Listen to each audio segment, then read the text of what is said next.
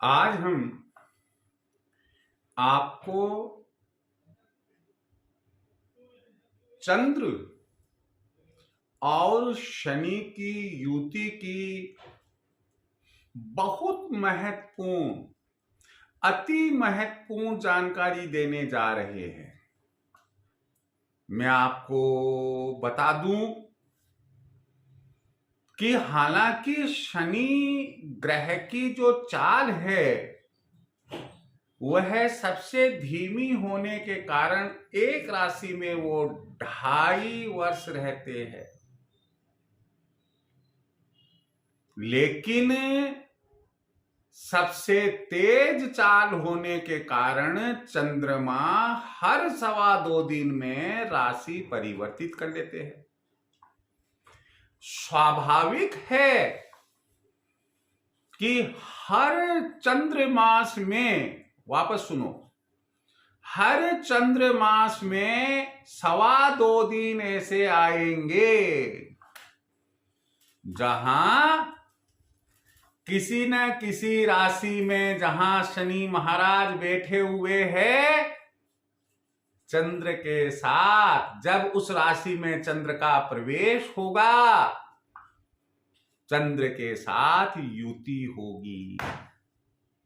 आप सोच रहे होंगे कि सर आप कह रहे हो कि it is very very very important. भाई क्यों, ये तो सुनो ना।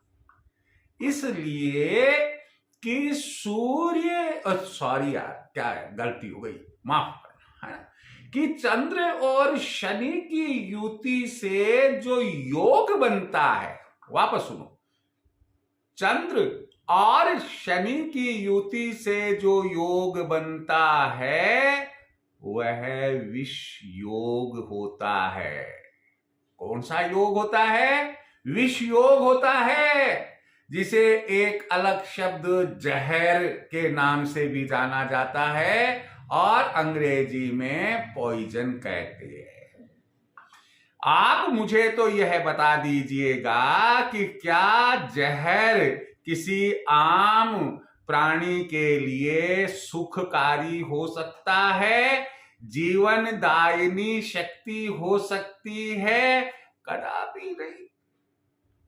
अब आप कहेंगे कि विष योग है तो वो आदमी तो पैदा होते ही मर जाना चाहिए।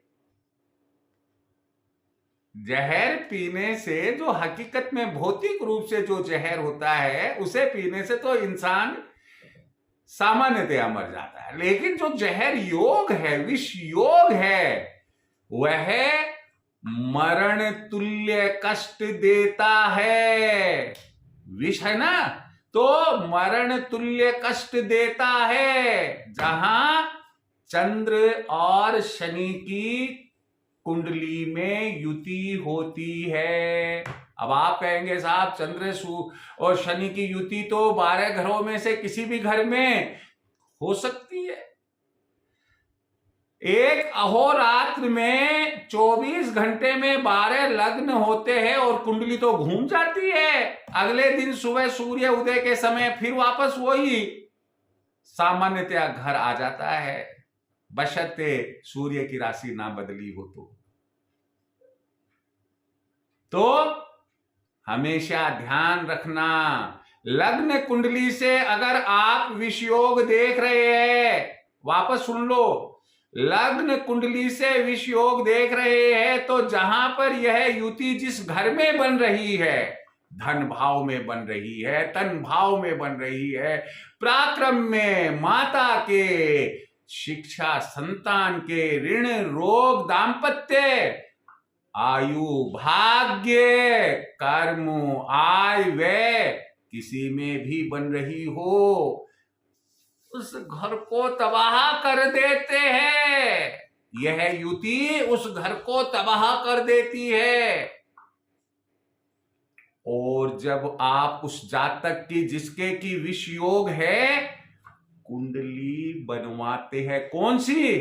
चंद्र कुंडली बनवाते हैं, तो भाईजान, भैया, जो भी आप व्यूअर्स है जो सुन रहे हैं वो सुन लीजिएगा, कि चंद्र कुंडली में तो प्रथम भाव चंद्र से ही शुरू होता है, और चूंकि चंद्र शनि की युति है तो वहां पर चंद्र शनि दोनों मौजूद, यानी कि आपके विषयोग चंद्र कुंडली में। चंद्रमा किसका मालिक?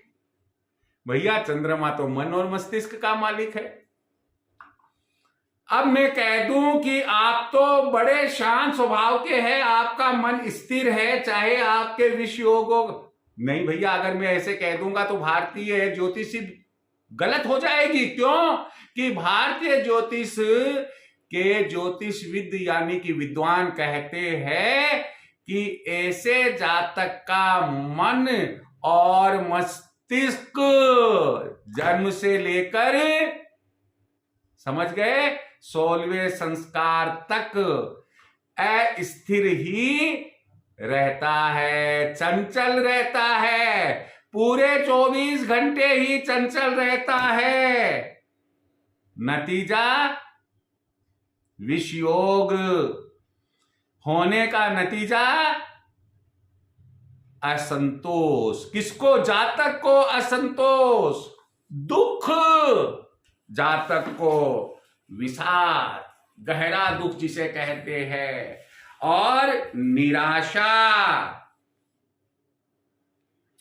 जिंदगी में भांति भांति की कमियां महसूस होती है। अरे 5 स्टार होटल में तो मैंने कभी ये नहीं किया, अरे कभी मैं आईएएस ऑफिसर नहीं बना, कभी आरएएस ऑफिसर नहीं बना।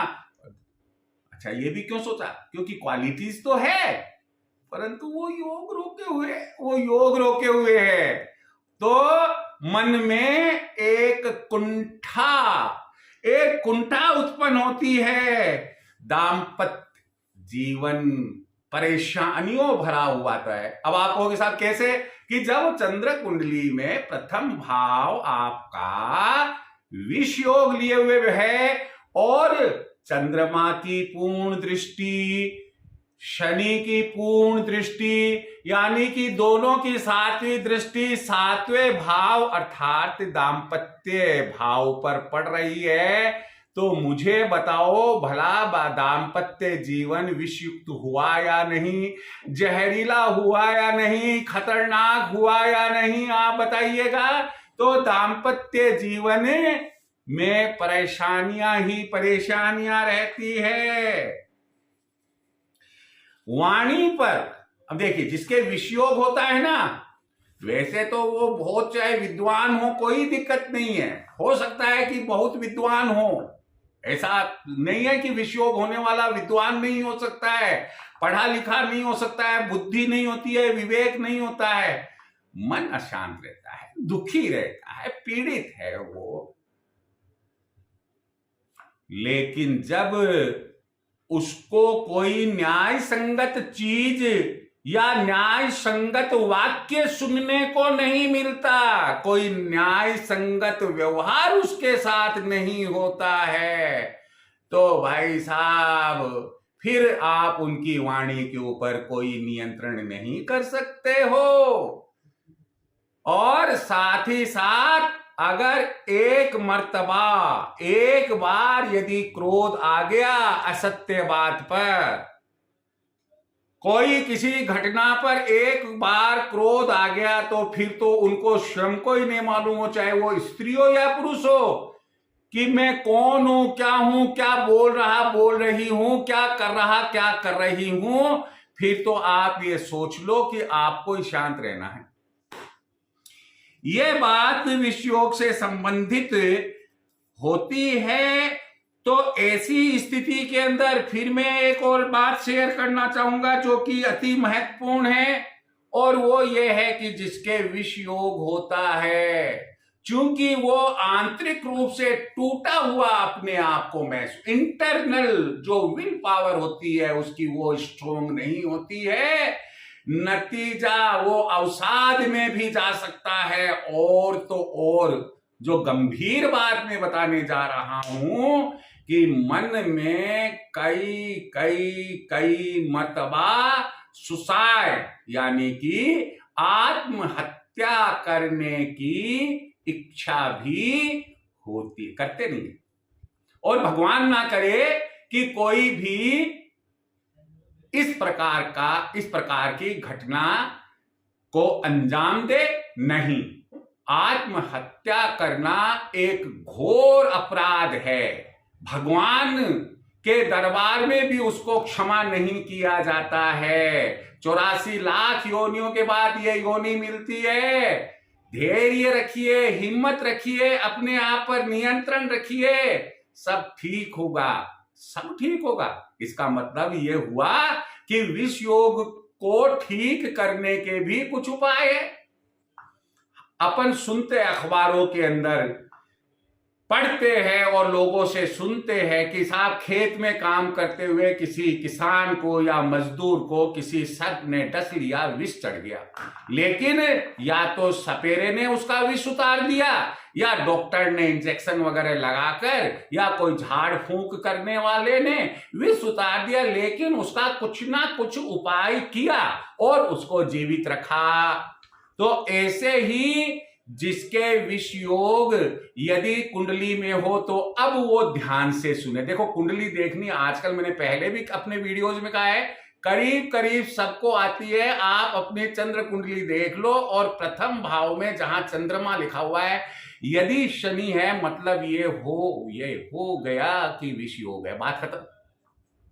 फिर जो मैंने घटना कर्म बताए, अपने आप को एसेस करके देख लो, मूल्यांकन करके देख लो, वो हो रहे हैं आपके साथ में, तो इसका मतलब विष योग अपना प्रभाव दिखा रहा है। तो अब इससे बचने के उपाय भी तो होंगे भाई, क्यों नहीं है?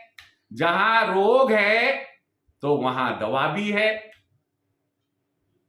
तो आपको रोग के साथ साथ दवा और दुआ दोनों की जरूरत पड़ेगी। आपको प्रार्थना भी करनी पड़ेगी, आपको कुछ उपाय भी करने पड़ेंगे। पहला उपाय है कि शनिवार को पीपल के वृक्ष के नीचे जाकर एक नारियल फोड़े। नारियल का मतलब समझते हो ना, जो कोकोनट होता है, नारियल होता है, आप उसको फोड़े कहां? पीपल के वृक्ष के नीचे जाकर। हर शनिवार को, ध्यान से सुनिए, हर शनिवार को आपको सरसों के तेल का दीपक, मिट्टी वाला, कौन सा वाला? मिट्टी वाला, पश्चिम मुखी होकर लगाना। उसमें कुछ उड़द के दाने और कुछ काले तिल डालना। ओम नमो भगवते वासुदेवाय 9 बार, 9 परिक्रमा लगाना, 9 बार इस मंत्र का जप करना। देखिए कैसे नियंत्रण क्यों नहीं होगा। कोई भी ग्रह खतरनाक नहीं होता है। हम उसकी डिग्री को पहचाने और उनको शांत करने के उपाय ढूंढे। हो सकता है कि हमारा वो बल्ले बल्ले कर दे। आप एक अगला उपाय बता रहा हूं, पानी का घड़ा, मिट्टी का। कौन सा घड़ा? मिट्टी का। पानी का घड़ा शनिवार को शनि महाराज के मंदिर में दान करके आ जाए। उसके ऊपर ढक्कन जरूर होना चाहिए भाईजान। मिट्टी का ढक्कन भी आता है, नहीं हो तो भैया आप दूसरा ढक्कन लगा कर आइए, लेकिन ढक्कन तो लगाओगे ना। तो पानी का भरा हुआ मटका दान करे शनिवार को शनि महाराज के मंदिर पर, और एक मटका दान करे मंगलवार को हनुमान जी के मंदिर पर। फिर अगला उपाय है, हनुमान जी की 100% आप आराधना करें। आपको हनुमान चालीसा आता है, हनुमान चालीसा बोलिए। आपको चौपाई कोई आती है, बुद्धिहीन तनु जानिके सुमिरो पवन कुमार, बल बुद्धि विद्या देहु मोहि हरहु क्लेश विकार। चलो इतना ही बोल दो। काज किए बड़ देवन के तुम वीर महाप्रभु, देखी विचारो कौन सो संकट मोर गरीब को, जो तुम सो नहीं जाते हटारो बेगी हरो हनुमान महाप्रभु, जो कुछ संकट हो हमारो को नहीं जानत है जग में, कपि संकट मोचन नाम प्यारो। ये बोल दीजिए। कुछ भी नहीं आता है, ओम श्री हनुमंते नमः, ये बोल दीजिए। हे हनुमान जी महाराज, हे अंजनी पुत्र, मेरी रक्षा करना, ये बोल दीजिएगा। भाई आपको हनुमान जी की पूजा आराधना करनी ही पड़ेगी। अगला उपाय है, शनिवार को आप किसी कुएं में प्रातःकाल सूर्य उदय के पश्चात कच्चा दूध ले जाकर डाल दे। समझ में आया? शनिवार को किसी कुएं में प्रातःकाल कच्चा दूध डालकर आ जाए। इससे भी विष योग का उपाय होता है, उसके कुप्रभावों से बचा जा सकता है। आप केसर का तिलक लगाएं। काय का तिलक लगाना है? केसर का तिलक लगाना है। आप शनिवार की शनिवार लोहे के पात्र में तिल्ली का तेल लेकर और उसमें आप अपना मुंह देखें, यानी और मुंह देखकर किसी डाकोत को जो शनि महाराज के लिए तेल मांगने के लिए आता है, आप उसे वो तेल और उसमें एक सिक्का डालकर दे दे। इसे कहते हैं छाया दान। आप छाया दान करें। और एक और मैं महत्वपूर्ण बात बताने जा रहा हूं। ज्यादातर लोगों की आदत है प्रातः समय में दूध नहीं पीते। कब पीते हैं? सोने के पहले, यानी कि रात में। ये वीडियो सुनने और देखने के बाद में तय कर ले जिनके विष योग है, सुन लो, जिनके विष योग है वो रात को दूध पीकर नहीं सोएंगे। रात में दूध कदापि नहीं पिएंगे। अगली बात है, शाम के बाद, तीसरे चौथे प्रहर के बाद आप अपनी जिह्वा पर, आप अपनी वाणी के ऊपर नियंत्रण रखेंगे। अगर कोई दो शब्द कह दे, सोच लो कि और भी तो कई आवाजें आ रही है, एक आवाज यह भी सही, कुछ क्षण बाद में वह शांत हो जाएगी। आप अपने आप पर नियंत्रण रखें, अपनी वाणी पर कंट्रोल रखें। आप यदि पुरुष हो चाहे महिला, यदि मांस मदिरा का सेवन करते हैं, प्लीज आप, यदि विष योग है तो मांस मदिरा का सेवन नहीं करें।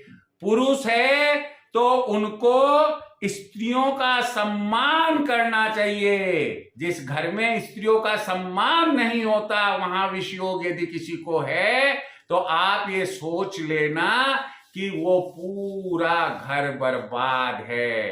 तो विष योग के बहुत से कुप्रभाव है, मैंने ब्रीफ किया है। सारांश में मैं बात बता दूं, लग्न कुंडली के जिस घर में विष योग होता है, वह उससे संबंधित जातक को मिलने वाले सुख के जहर लग जाता है, विष लग जाता है, अर्थात वो घर बर्बाद हो जाता है। घर किसका?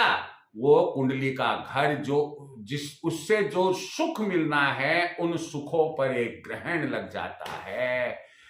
तो याद रखिएगा कि शनि और चंद्रमा की युति खतरनाक नहीं, एक भयावह युति है। और यदि है, मैंने आपको क्या कहा, संभव नहीं है कि नहीं हो।